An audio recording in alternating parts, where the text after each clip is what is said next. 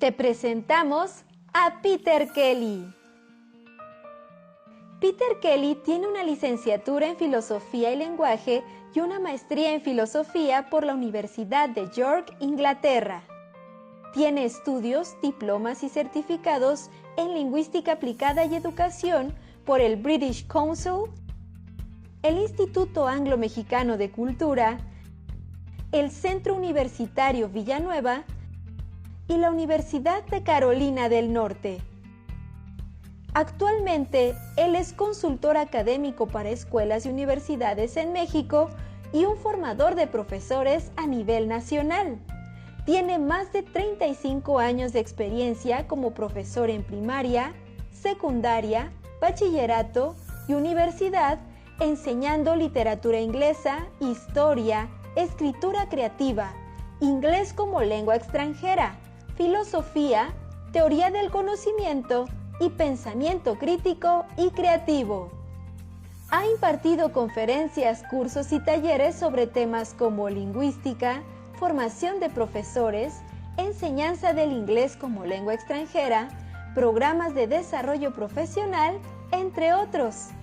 Es autor y coautor de 7 libros de texto de enseñanza del idioma inglés para escuelas secundarias y editor del programa Self-English de Grupo Educare.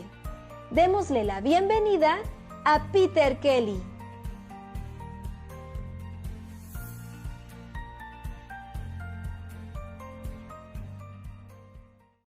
Hello everybody, welcome to the second of our series of webinars on teaching English. Today's session will be about the reading skill, and if we think about that carefully, we will see that the reading skill is essential. Imagine nobody being able to read well compared to all the material that is available for reading. So it is very important that we show our students how to read. Specifically, what we'll see today is what reading is. It seems odd to ask that question, but it's not as clear as some people think. Then we'll see why people read, what is the purpose of reading, followed by what people read, and obviously, more importantly, how people read and how we develop our students' reading comprehension skills. So first, what is reading?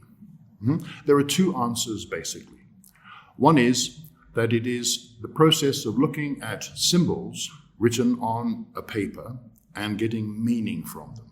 These symbols are obviously letters, words, and punctuation marks.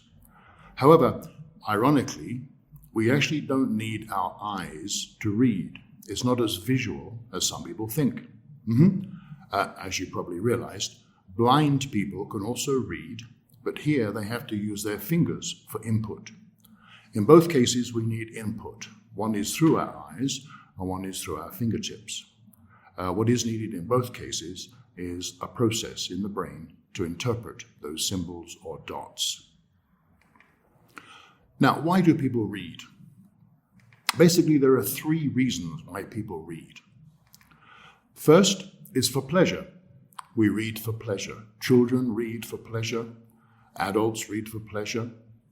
It's a very common purpose.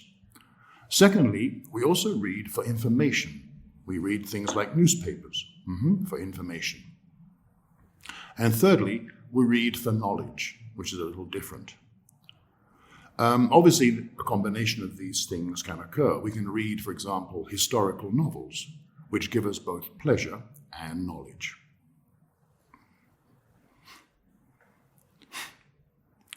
Now, a general question, what do people read? Using Mexico here as a sort of an example, we can say that in Mexico, people read in English things like news, English language newspapers. People in Mexico also read in English stories, novels, short stories, literature, in other words. We also read magazines. There are many magazines in Mexico and in many countries that are in English, sports magazines, fashion magazines, etc. And many people read those. Manuals, talking about professional people maybe, reading manuals in English is also a very common event. And obviously emails. professional people again maybe, or people who have friends abroad in English-speaking countries, they often read emails in English. So generally, we're expecting our students to read things like this. However, how we read depends on what we read and why. So we'll look at that a little bit later. We don't read all these things here on the screen in the same way. How do people read? Well, there are three aspects to consider today.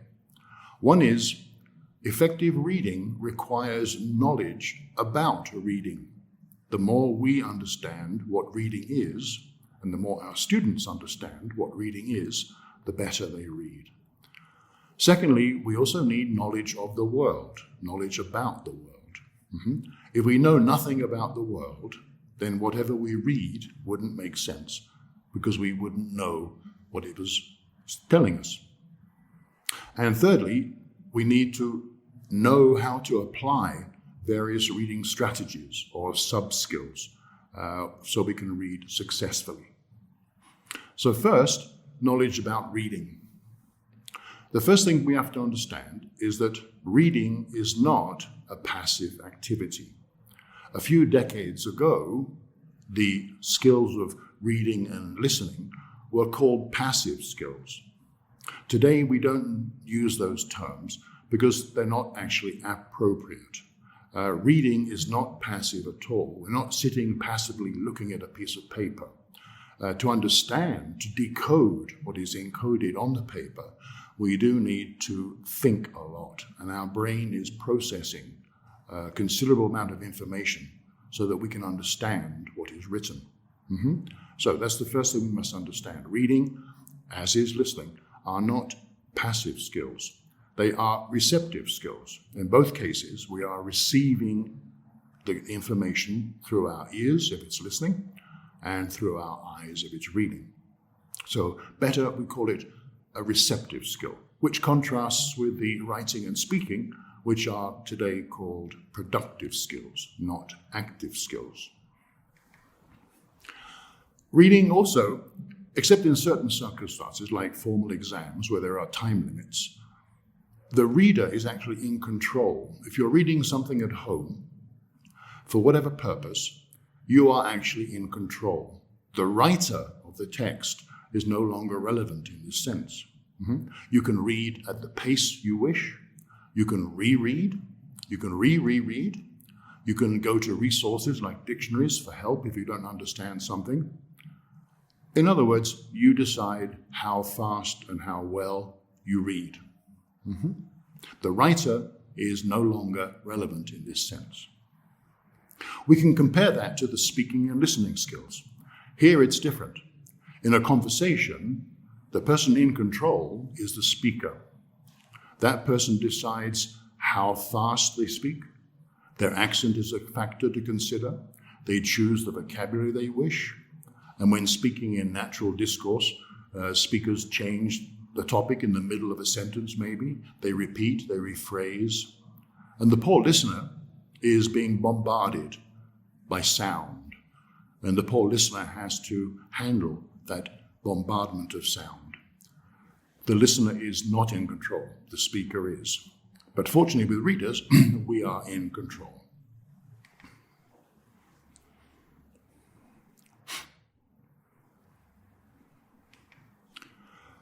The second thing we have to understand is that there are levels of comprehension.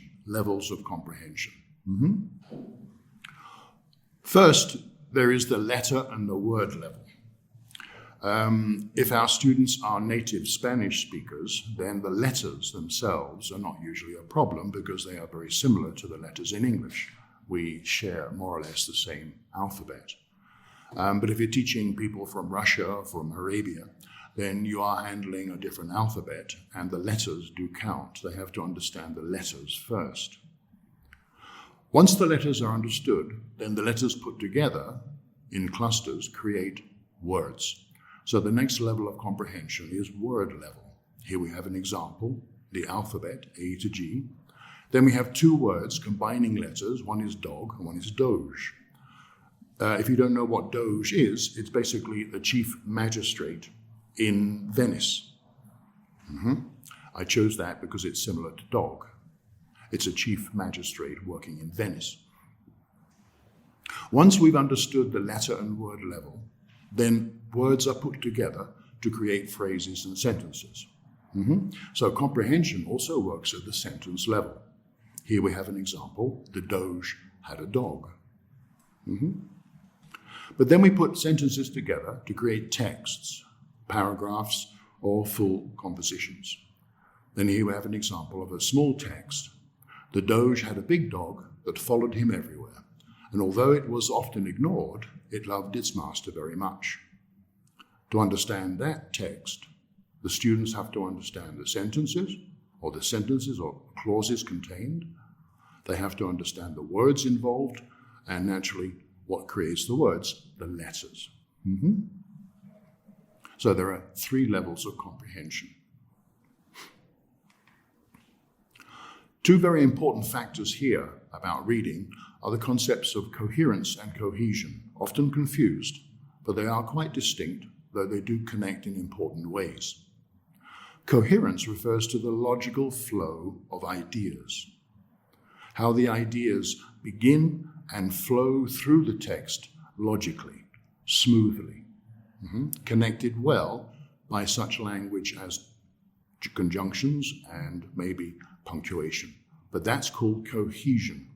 How a text coheres and how a text has cohesion and coherence are very important in the understanding of a text. So coherence refers to the flow of ideas. There's a beginning, middle, and end in the classical sense. And cohesion refers to what we use, what language we use to connect those ideas in an appropriate way. Here we have this text again as an example of a short paragraph that coheres and has cohesion. The Doge had a big dog that followed him everywhere, and although it was often ignored, it loved its master very much. We can compare that to this, very similar. But if you notice, there are some serious differences. Text B does not have coherence or cohesion in the way it should. Let's read it and discover that. The Doge had a big dog, and it loved its master very much. It followed him everywhere. Also, it was often ignored. I don't know if you perceived, but the last sentence, also it was often ignored, feels as if it's been tagged on at the end because they forgot to mention it in the rest of the text. It doesn't really go with the rest of the text in the way it should. Reading the first text, we can see that the ideas are connected in a much more logical way, and we're using linkers to connect those ideas in an appropriate way. In the second text, that isn't happening. It's divided into 3 sentences, which is not necessary, and the last sentence isn't really situated properly. This is the difference between coherence and cohesion. These 2 things are important both in reading and writing, but in reading at the text level, students should be able to appreciate if the text has coherence and cohesion. Now, comprehension of a text requires connecting the content of the text with what we already know, our understanding of the world, the knowledge we already have about that topic. This knowledge, sometimes called previous knowledge, more technically is called schema. Everybody has schema. We all have had experiences of life, we've all studied, and we all know many, many things. What we have to do is connect those things we know with the new ideas we are picking up from the reading text. From the reading text. Now, several things can happen here. If what is contained in the reading text isn't accommodated well with the knowledge we already have about that topic, 2 things occur. 2 things occur. One, we either don't understand it because it doesn't make sense, because it doesn't fit with what we already know. Or secondly, we reject it as not true because it hasn't been accommodated well with what we already know. So it's very important that we help our students connect the new information coming in through the text with what they already know, with their schema, with their previous knowledge. Now, knowledge about the world is the second thing we have to focus on. The first one was knowledge about reading. Now, knowledge about the world, repeat, involves understanding what schema is. It's our previous knowledge of the world.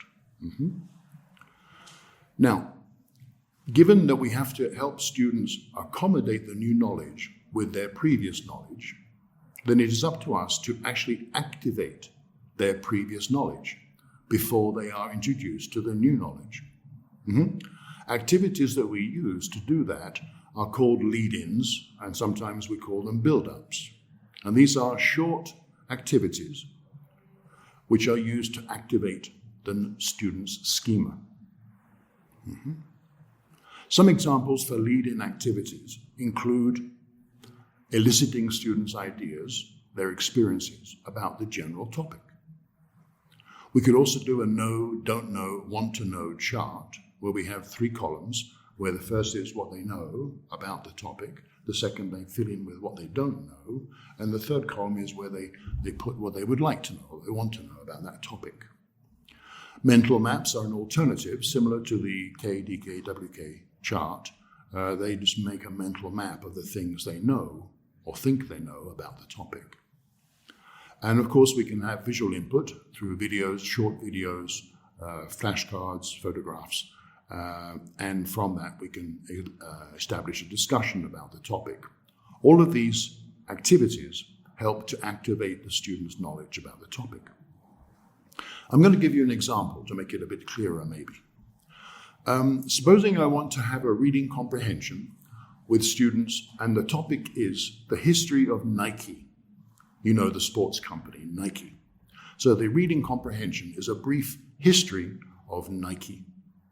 So how would I go about activating their knowledge before they read, so that the knowledge that they will pick up from the text is accommodated well with what they already know?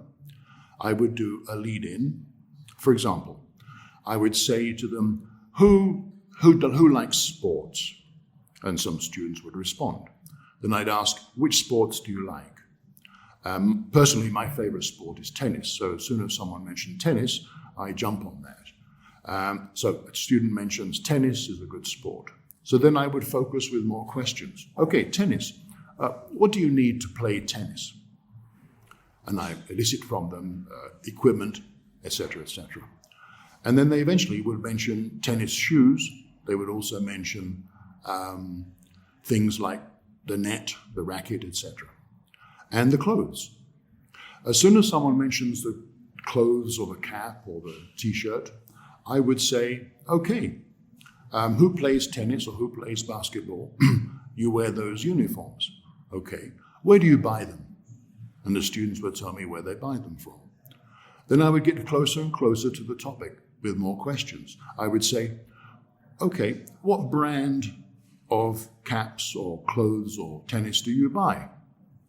Eventually someone will inevitably mention Nike. So there I have it. I've got them thinking about Nike by eliciting their ideas and experiences. Then I would say, okay, Nike, is that a big company or a small company? And they would say, they would guess, or they would say they don't know. I would say, okay, Nike, is it an American company or is it a Canadian company? Who knows? And they probably guess again, American or something. And I would say, okay, good, that's interesting. Let's find out in a minute. Then I would say, okay, how big is the company? How much money does it make? Do you know? Is it a big company? Is it bigger than the other countries, other companies? Is it bigger than Puma, for example? And they would admit they don't know. And I would say, okay, in a minute we'll find out. So I'm doing 2 things at the same time here, if you noticed. One is that I'm activating their knowledge of Nike in a general sense. And secondly, I'm creating curiosity. They're not really aware of these things about Nike, but Now, when I keep saying, okay, let's find out in a minute, I'm creating curiosity. And having curiosity about a text really does increase the effectivity of the reading. So that would be a general example of what could happen with the lead-in activities number 1, eliciting students' ideas and experiences. And then I would say, okay, we know something about Nike, but we don't know everything, so let's read and find out. And that would be the beginning of the actual reading activity. But by the time they look at the information in the text, they're already thinking a lot about what they know about the topic. That is the essence of the purpose of lead-ins, activating their schema and curiosity. The third thing we have to mention is reading for full comprehension, which is called intensive reading. Here, we're not looking for the topic, neither are we looking for specific information. We are reading with the intention of fully understanding the text. That means literally what the text is telling us, and also being able to make inferences from what we've understood. Good. Now, the next skill or sub-skill is called extensive reading. And here we're talking about reading for pleasure. So therefore, this often involves reading literature, poetry, short stories, etc. We don't often teach this particular skill in schools, which are not bilingual or bicultural. We normally teach the first 3 sub-skills. But in schools that are bilingual or bicultural, we often set readings of texts, maybe readers that are simplified, or maybe full texts. And the students often have to do things like book reports when they've read them. When we're reading extensively, we also include the other skills. Sometimes we skim a page to see what the page is going to tell us. Sometimes we scan parts of the book looking for specific names or something we've forgotten before. And we're reading intensively too often. So when we're reading extensively, we often don't just read in one way, we read in many ways through the whole text. The 5th skill is very important, I think.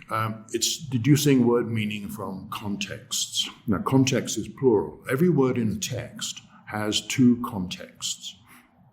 The first context we call the syntactic context, and that refers to where the word is in the text, in the sentence. And by knowing that, we can work out what part of speech it is. For example, if the word comes before a noun, we can safely assume it could be an adjective. We don't know what it means, but now we've identified it's probably an adjective. So that is telling us information that's very useful. So the syntactic context, where the word is in the sentence, tells us what part of speech it is. However, reading around the word, the sentence before, the sentence itself, or maybe the sentence after, that gives us the semantic context, the context where we can get the meaning from. This is very important. So once we've understood the word is an adjective, and then we read around it, we can probably work out that it's a positive or a negative type of adjective, giving a positive or a negative description of something. And with that, we can probably continue reading, and the rest will probably make sense. If it doesn't make sense, we probably have to go back and find out the exact meaning of the word. But deducing word meaning from context is something we should encourage students to do. Because they will become more independent of us. And that's a very good thing. The more students are dependent on the teacher, the less successful they probably will be as a student of English. The more they can do things on their own with our help, but eventually not needing our help because they become independent, the better. And this small skill adds to that development. Let's look at the first 2 in more detail. This is skimming. This is reading to find the theme or the topic of the text. It does not involve reading the whole text. It's a skill that requires looking at certain clues, and from those clues, deducing what the text must be about. Here we have some examples of first skimming. So the question would be, what is the topic? What is the text about? What do we look at to find that information? We look at titles and subtitles. We look at the visuals. And we look at the key words in the text. In this case, we could work out the topic of the text close enough if we just focus on these visuals, a sailor, a rabbit, and a cat, and the title, The Poor Hungry Sailor. And then skimming through the text quickly, we see the words restaurant, ordered, rabbit, the cat, made a terrible noise, left the restaurant. And we should be able to quickly deduce that the text is about a problem in a restaurant. And that would be sufficient. That is a sufficient answer to the question, what is the text about? So that is how we skim. We skim quickly. We don't read the whole text. We don't need to. We just focus on the key elements, visuals, titles, subtitles, and key words. Scanning is a bit different. With scanning, there are usually 4 or 5 questions set to a text in a textbook. And they are questions which require specific information for the answer. So when we're reading scanning, we do scan through the text. We don't read the whole text carefully.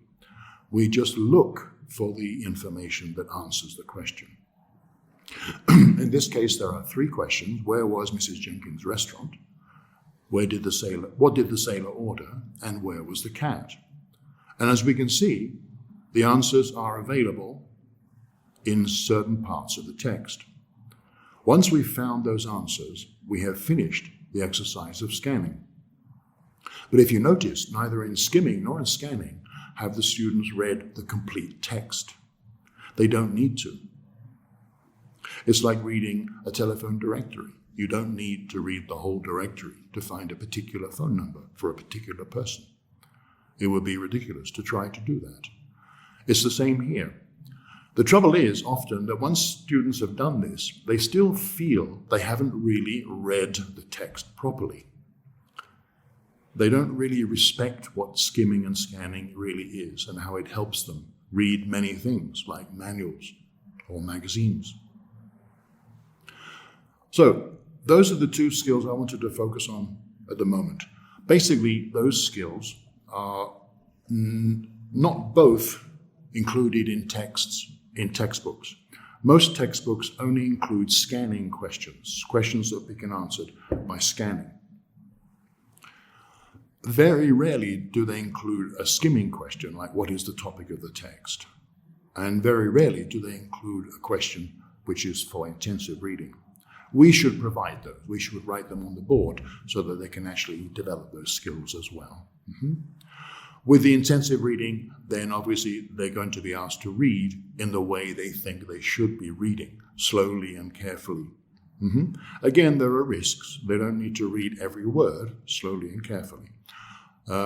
Reading texts are not democratic. Not everything is equal. Not all the words have equal value. The prepositions and articles, etc., have less value than the main verbs and nouns. So even though they're reading intensively, we should help them understand that they don't need to read every word, thinking that every word is equally important to the others. Good. Now, let's move on to question types. In textbooks and often in activities that we bring in that are not in the textbooks, question types are the most common activities they have to handle when they're reading. Here we can look at the 5 most common types of question. The first one is called a true-false statement. Now, obviously that isn't actually a question grammatically, but we do call them all questions, even though they're not grammatically a question. A true-false statement, an example would be, the sailor ordered rabbit. Now that statement, compared to the text, is either true or false. The students must identify which one it is.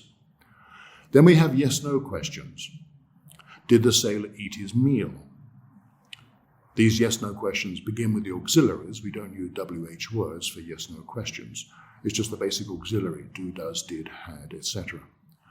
The answer is either yes or no. So we have to make something very clear here. A statement is either true or false, and the question is either yes or no. We don't have true-false questions. A question cannot be true or false. Only the answer can be true or false, and the answers are statements. So we mustn't confuse the two terms. Statements are either true or false, and questions, this type of question, are either yes or no answers. The third type is the very famous multiple choice type. Here we have the owner was angry, surprised, upset. In a multiple choice, we have various parts of a multiple choice. The structure of a multiple choice item is as follows. The owner was is called the stem. That is the stem. It's an incomplete statement in this sense. Then we have three options. A, B, and C are options. One of them is the answer, and the other two are called distractors. So surprised is the answer. Angry and upset are called distractors. These distractors hopefully force the students to think a little bit about the answer. The fourth type of question is called open-ended questions. And here we often begin the question with a why. Why did the owner talk to the waitress? And the answer would be because. That requires a little bit more thinking than the previous ones.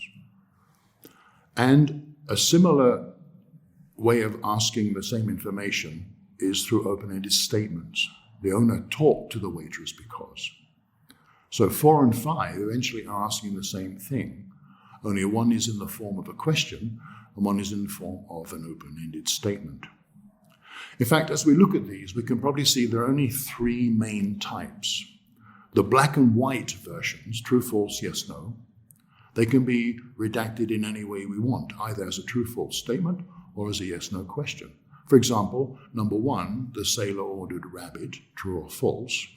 We could convert that into a yes, no question. Did the sailor order rabbit?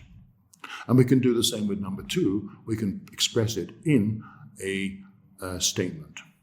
The sailor ate his meal, true or false. So in a sense, number 1 and 2 are the same type. They're black and white. There's no alternative. Multiple choice stands on its own. There's no real way we can convert that easily into another type. But the last 2, open-endeds, well, yes, we can do the same thing. An open-ended question can be rephrased as an open-ended statement and vice versa. So again, basically have just 3 types. Now, repeat, these are the most common types of questions that we give or that are set for reading comprehensions. But obviously, they're not all that we can do. We can do something that's much more challenging and possibly much more interesting than simple questions. And here we have a few examples. Further comprehension activities. What we have here is which sentence or which paragraph is missing and where does it go. So we're given a text, and also we're given a separate sentence or a separate paragraph that actually does go in the text. But as it's not included in the text they're given, they have to read both and decide where it goes. And that means they have to read intensively. They have to fully understand the text to be able to include the sentence or paragraph that is missing in the right place. And then, obviously, as an extension, they would have to justify why they chose that particular position. So that is which sentence or which paragraph is missing and where does it go. You can do this with beginners too. You have to just adapt the text and the paragraph or the sentence to their level. This is a common exercise type in formal exams like the Cambridge First Certificate. A second way to do this is with irrelevant sentences. Here we put the students into trios. That's a good number for this type of exercise. They're given several short texts, and each one contains a sentence that is irrelevant. So together they have to read the text and discuss and decide which of the sentences are irrelevant. And the winning team is the one that identifies all the irrelevant sentences correctly and also explains why it's irrelevant. So if you think about it, what's happening here is we're really pushing them to understand coherence and cohesion, because they have to identify the ideas, the logical development of the ideas in the text, and how they're connected before they can fully understand which of the sentences is irrelevant to the text. Very good activity, that one. Diagonal compositions. This is a very good one. It's a very complete activity because it involves actually all the four skills: reading, writing, speaking, and listening. They have to read what is there, and they have to fill in what is missing. But the trick here is that they cannot in any way change what is in the text that is given, not even the punctuation. And they have to respect fully the punctuation that is given. For example, the text begins, last week we went to the best restaurant in town. Stop. It, the center of town opposite the mall. So something is missing. Most people would say, it is in, or it is located in the center of town opposite the mall. Stop. One of the about this place is the salad bar, comma, which is as any I have ever tried. So as they progress through the text, it becomes more and more challenging because more and more things need to be added. As an example of how they have to respect the punctuation, look at the fourth line. We can see one sentence begins that night. But the very next sentence given begins with a capital letter. It was served all promptly. So the sentence beginning that night must be a complete sentence because the next part begins with a capital letter. So these are the things they have to pick up on. So they have to read carefully and understand, which is what we're asking them to do in terms of the reading skills development.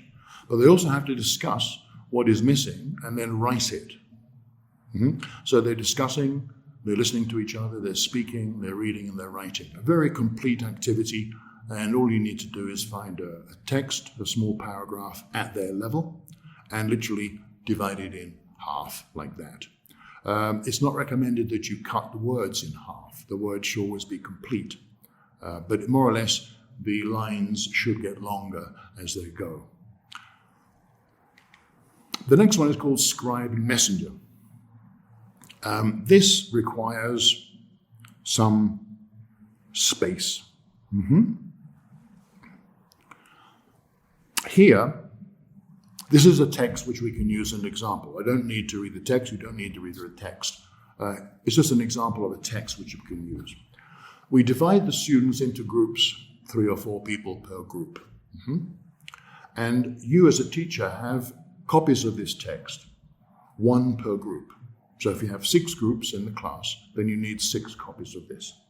And what you do is you go around the classroom pinning the texts on the walls, on the windows, on the board at different spots, more or less equidistant. You then assign 1 text to each group, making sure that the text they have is more or less the same distance from them as the other groups have. It requires some space, and we have to be careful with the students rushing around with the furniture and the tables and chairs. So that sort of thing you have to think about as a teacher. One of the students in each group is assigned to the role of scribe, the writer. That person will have a piece of paper and a writing instrument. The other members of the group are called the messengers. What happens is this. One of the messengers goes to the piece of paper on the wall that they've been assigned and reads and tries to remember as much as possible. Then they come back, usually rush back, and dictate to the scribe what they remember. Once that has been written, the next messenger goes to the text and reads the second part, the next part, tries to remember as much as possible, and then comes back and dictates it to the scribe. And it continues like that. At a certain point, you probably would say change, which means the scribe becomes one of the messengers, and one of the messengers becomes a scribe. So they all practice every part of the activity. The students love this activity. They find it very interesting. At the end, when they've finished, they have to go to the wall or the board or the window and pick up their piece of paper and bring it back And then they compare what they dictated, what was written through dictation, to the original document. And they lose a point for everything that's different or wrong. And the team, obviously, who has the fewer mistakes, fewer differences, is the team that wins. This is a very good activity, very lively, requires space, gets them moving around, and obviously the text that you choose should be a text that contains the language they're studying at the moment, or that they have already studied. It's a review activity as well. The fifth example is called Rocks, Scissors and Paper. This is a game we're all familiar with, where you play rocks, scissors, or paper. Here, you have to create, as we have here listed, a mixture of questions and answers, and you cut them into strips. Each strip contains either a question or an answer to a question. You make lots of these. And then you give each student a mixture of questions and non-matching answers that don't go with the questions you've given her. Once each student has a bunch of questions and non-matching answers, then they get up and go around and find the match. Once they've found the question that matches one of their answers, or an answer that matches one of their questions, then they play rock, scissors, paper once. And the winner takes both the question and the answer slip, and then they continue going around looking for the rest of the matches. This is great fun. Obviously, the winner in the end is the person that has the most slips. Again, fun. The questions should all be recycling language that they've already seen. It's a multi-skilled activity. They're asking, they're talking, they're reading, they're listening. Again, a very complete activity. So these are some of the ways that we can ask students to show they've understood a text, whether it be a sentence or a text, a paragraph. They're reading, they're understanding, and they're responding. And these are alternatives to the standard 5 types of questions that we often give them, or which are often assigned in textbooks. Now I want to change to a different topic, which is a little controversial in some people's minds. The question is, should students read a text out loud? Should students be reading texts out loud? Here we have to consider certain things. The first is, what is the most common reason that teachers give for doing this in class? Now, what we're talking about is there is a text in the book which has some comprehension questions. And the teacher requests that one student reads the first paragraph, another student reads the second paragraph aloud, a third student reads the final paragraph aloud. This is a very common activity type in many classrooms. If you ask teachers why they do that, the most common response is, it helps with the student's pronunciation. It helps with the pronunciation. Okay, the next question is obvious. Does it? So, considerations that are very important. First, we have to consider what is called connected speech with storytelling. How we produce speech when we are in a conversation with people, and how we produce speech when we are telling a story. If you tell stories to children, like bedtime stories, you read them aloud from a book. The way you pronounce, the way you intone, the way you stress the words in the text are not at all the way you stress, intone, and articulate phonemes when you're talking in a conversation. Connected speech means the natural speech in conversation. It has certain characteristics like contractions, stress and intonation patterns, elision. We also have the fusion of sounds. For example, we do not say in a conversation, did he go to the super? We don't say, did he go? we say did he? Did he go? Did he go to the supermarket? Did he enjoy the film? Did he? Did he? That would be the natural way we pronounce did he in connected speech. But when we're reading a story, we probably would say did he. We would probably stress both words in a way that both were clearly pronounced. So in terms of natural speech rhythms, natural speech pronunciation, the articulation of the phonemes, connected speech is considerably different to storytelling. What students do when they read out text in a class is more appropriate, more approximate to storytelling than connected speech. If they're reading individual words, then yes, maybe the pronunciation is helped by reading aloud. But if they're reading a text out loud that is meant to be read, not spoken, then the question is it really helping them with their natural pronunciation? We would not want them to talk to friends or pen pals or family members in English in the way that they would say something if they were telling a story or reading a story. That would sound most weird.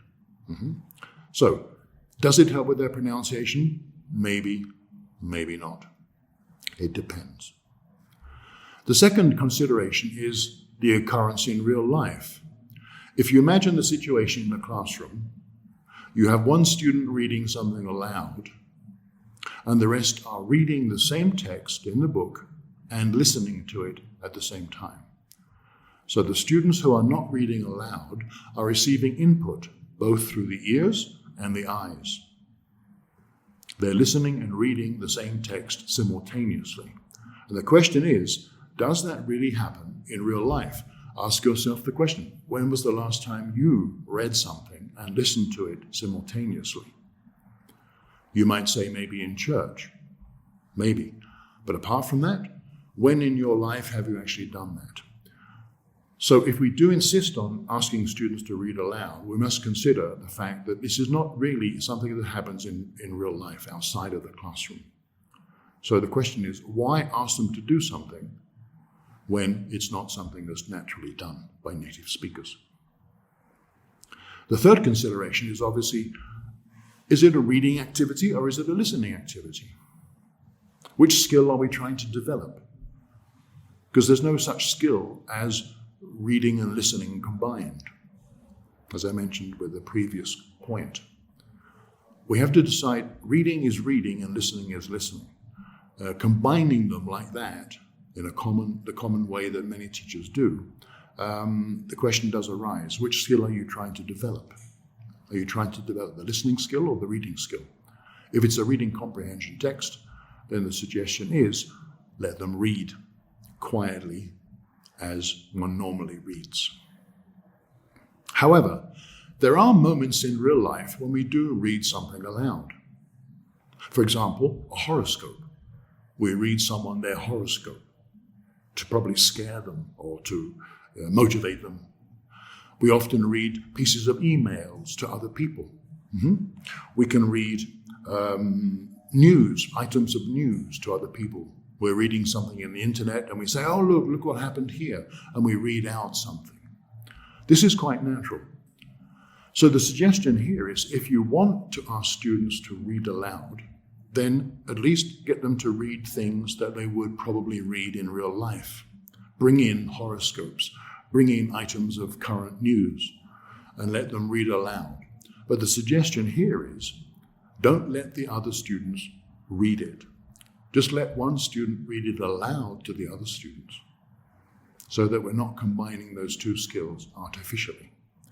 So yes, we can do this, but we have to consider what it is we're doing and why and how. Now, we've talked about reading, what reading is, how we read, and what activities we can do to help students develop their reading skills.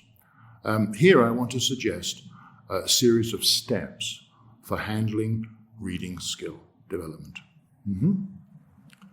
There are several steps.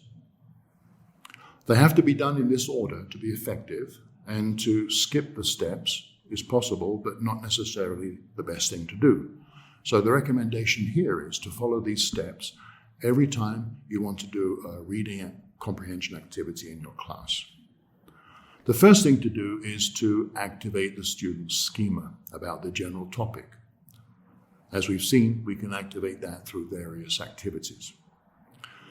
Here, during the lead-in, it is possible to handle any serious vocabulary problems that might occur during the text reading. Or it's also possible to do the lead-in and then after that handle any vocabulary problems with something like a matching exercise or a tic-tac-toe. Then the students look at the text and you give the instruction for reading. They read the question. The question is often, what is the text about? Or something like that. They read the question. Maybe you don't need to check they've understood it because those questions usually contain a lot of cognates, topic and theme, those words. And then the first reading occurs. They have to read skimming the text. Now here, if you just say, okay, read the text and answer the question, they will not naturally skim. They will read intensively because that's the way they feel one should read. So we have to encourage fast reading. And often we have to give them a time limit. You give them a time limit and you say you read it and you must finish it by that time. However, if you don't say anything else, they probably, after about a few seconds of reading fast, slow down and go to the natural slow rhythms that they think are real reading. So we have to remind them. We say something like, okay, you've got 20 seconds to read the text and identify the topic. Begin. And after 10 seconds, you probably have to say faster, read faster, or something like that. Not more than once. More than once is enough. Because they have to skim the text, not read it intensively. Then they would check their answers. I would suggest they check first in pairs, speaking in English, and then the teacher checks with the students and confirms the topic of the text. So this is the first reading of the text once their schema has been activated and the skill of skimming is being practiced. Now they have to read it again, but for scanning development. Here, the students read the questions which are designed for scanning practice. Questions which begin with who, what, where, how, etc. These questions could contain vocabulary that the students don't understand, or the question could be written in a way that is a bit confusing. So you must check with them that they've understood the question. One good way to do that is to ask them what type of information the question is looking for. Is it looking for numbers? Is it looking for colors? Is it looking for ages? Is it looking for names? And if they can say which type of information the question is requiring, they've understood the question. I think that would be enough checking. That's a good way to check. Then they read for the second time, but now they're going to scan, looking just for those answers. As we've seen, scanning doesn't require the students to read the whole text at all. They just have to look quickly through the text to find the information that answers the question. But again, it is fast reading. Scanning is reading fast. So again, you need to urge them to read fast by reminding them. Then once they've finished, they check in pairs and they compare their answers. And then with the teacher, they share their answers. And here, one of the good things about this is that if they're wrong or if they disagree, then they have to re-scan the text to find the answer. So there's even more practice of the skill of scanning. That's a very useful thing to do. Finally, they would read it for the third time, which is intensive reading. Here they read the question. The questions for intensive reading often require an inference to be made. The answers are not actually visible in the text. They have to infer from reading the text what might happen in the future, for example. Make sure they've understood the question, and then they read again, and you can instruct them to read slowly and carefully at their own rhythm. Third time to answer the question. Once they've answered the question, then they should be checking in pairs again, and with this teacher finally. The teacher here should encourage discussion. The inferences can often differ. And at the end, the teacher would end up clearing the final doubts they might have about vocabulary or something. So in essence, they read 3 times, but because they're developing 3 different skills.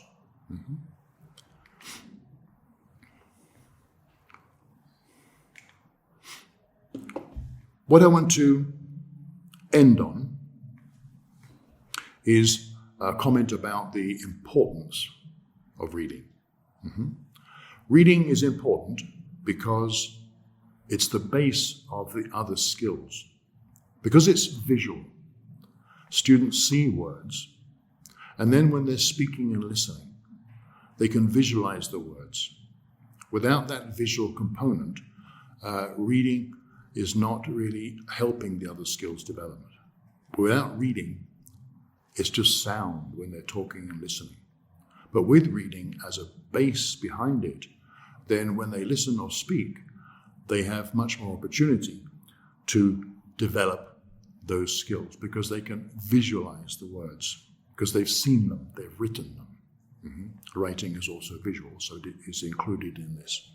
So the visual skills, reading and writing, especially reading, are a base for helping the other skills develop.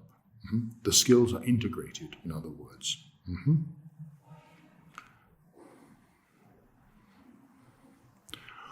Reading is often seen as boring by many people, not just students. But if we remember the other activities that we did, we can include a variety. As we say in English, a variety is the spice of life. It's what adds the spice to our lives, variety. It's the opposite of monotony. So the more variety we include in our classes for the reading comprehension activities, the more reading will be done, and the more effective reading will be done as well, the more enjoyable reading.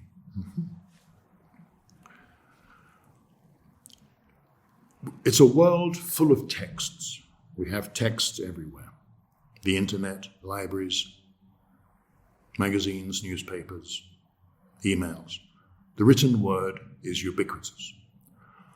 And reading allows access to these worlds that are contained in these texts. We read and we are entering a new world. Reading, therefore, I think, is probably, especially maybe in some countries, the most important skill for students. The one thing they will be doing more than anything else in their lives with English, in many cases, is reading. So, as teachers, we have to respect the value of reading, and as teachers, we have to understand what it is, what it involves, and we have to find all the ways we can to encourage interest in reading and successful reading skill development. Thank you very much. See you next time.